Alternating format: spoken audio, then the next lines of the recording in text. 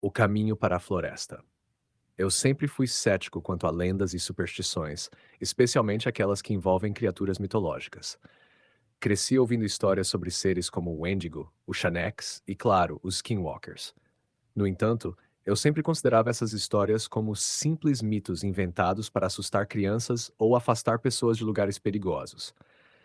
Até que, em uma viagem de acampamento com alguns amigos, minha visão mudou para sempre. Era uma noite fria de outono e estávamos em uma pequena floresta ao norte de Arizona, longe da cidade e do barulho, em busca de algo mais tranquilo. A floresta era densa, com árvores altas e galhos entrelaçados que bloqueavam boa parte da luz da lua. Nosso grupo se acomodou em torno da fogueira, conversando e rindo, como é típico de qualquer viagem de acampamento.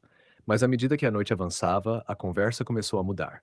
Um dos meus amigos, Adam, que havia crescido no deserto, começou a contar uma história.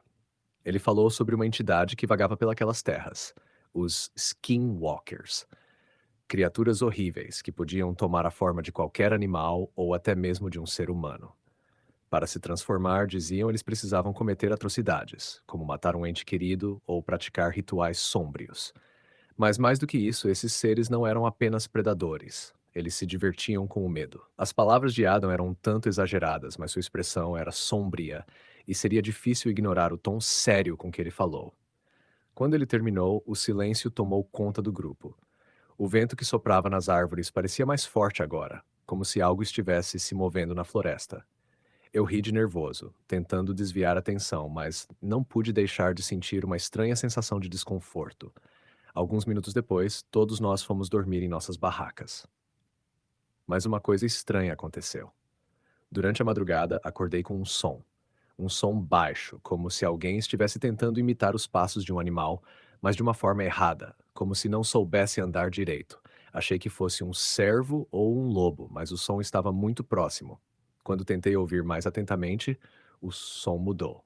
Passos mais pesados. Algo estava se aproximando da nossa área de acampamento. Eu segurei minha respiração, tentando distinguir o som. Foi então que ouvi algo ainda mais perturbador: um grunhido. Não era de nenhum animal que eu conhecia. Era mais humano, mais distorcido. Algo que não fazia sentido. Olhei pela janela da barraca, mas a escuridão era total. Eu não via nada. Mesmo assim, a sensação de estar sendo observado era inegável. O grunhido veio novamente, mais perto desta vez. Antes que pudesse pensar em sair para investigar, ouvi o som de passos pesados se afastando. Não eram mais passos de um animal, mas algo com a forma de um homem, embora o som fosse pesado, desajeitado, como se a criatura não fosse completamente humana. De repente, a voz de Adam soou no meio da noite, quase um sussurro. Fiquem dentro das barracas, não saiam. Ele parecia assustado, o que foi o suficiente para me fazer sentir um pânico gelado em meu peito. Adam nunca demonstrava medo, e sua expressão quando ele entrou em nossa barraca não era apenas de terror, era de puro pavor. Algo está lá fora, ele disse quase sem fôlego. Não é um animal, não é uma pessoa.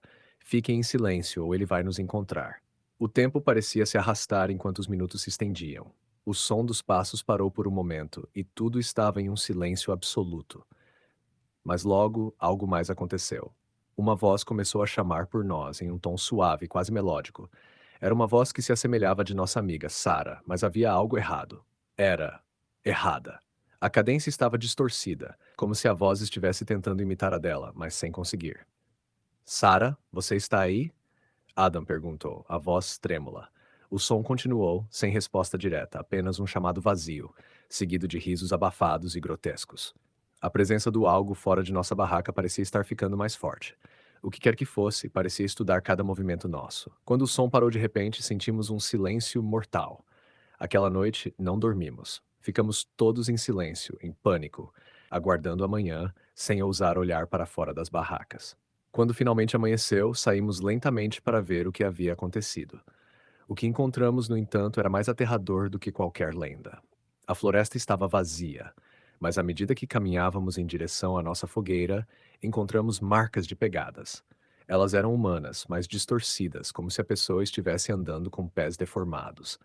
Mas o mais assustador eram as marcas de garras, longas, profundas, como se um animal tivesse arranhado o chão. E havia algo mais, algo que não fazia sentido, pegadas de diversos animais se misturando com as de um homem. Eu nunca mais ouvi falar de Eden depois daquela noite. Os outros e eu retornamos para a cidade no dia seguinte, deixando o acampamento para trás. Ninguém nunca explicou o que realmente aconteceu naquela noite. Às vezes, quando estou sozinho, eu ouço os grunhidos e os passos distantes vindo da floresta. E quando a noite cai, a voz me chama distorcida, como se fosse a minha própria.